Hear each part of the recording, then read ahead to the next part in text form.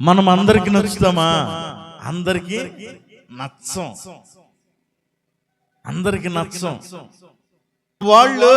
నా వాళ్ళు ఉన్నారే, మా వాళ్ళు నన్ను పట్టించుకోవట్లేదయ్యా, నన్ను తక్కువగా చూస్తున్నారు. ఎలా చూస్తున్నారు?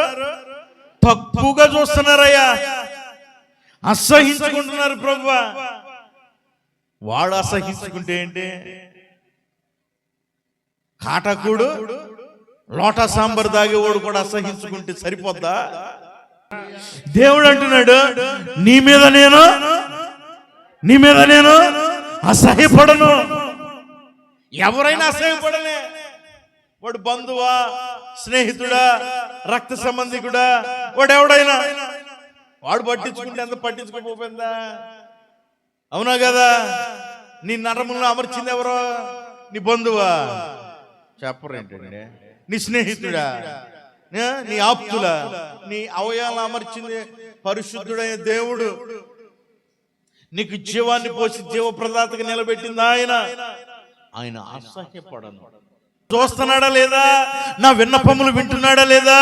నా ఆక్రందన తీరుస్తాడా లేదా? అసలు ఆయన ఎక్కడ ఉన్నాడో? కరువు విలయ తాండవం చేస్తూ కన్నీళ్ల మధ్య బ్రతుకుతూ నేను అప్పుల పోలైపోయి తెప్పలు పడుతున్నాను. నా గతి, నా స్థితి అనుకుంటున్నావు కదా? అసహ్యపడను. నీ మీద నేను అసహ్యం పడను. పడకపోగా పాతవి తింటానే ఉంటావు, క్రొత్త వస్తానే ఉంటాయి. ఆమేన్. మిగిలి ఉంటది నీ ఆశీర్వాదం. తలమాలికగా చేస్తాడు నా ప్రభు.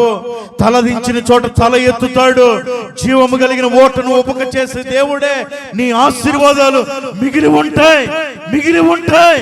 ఆయన నీ మీద అసహ్యం పడడు. మిగిలి ఉంటాయి ఆశీర్వాదాలు.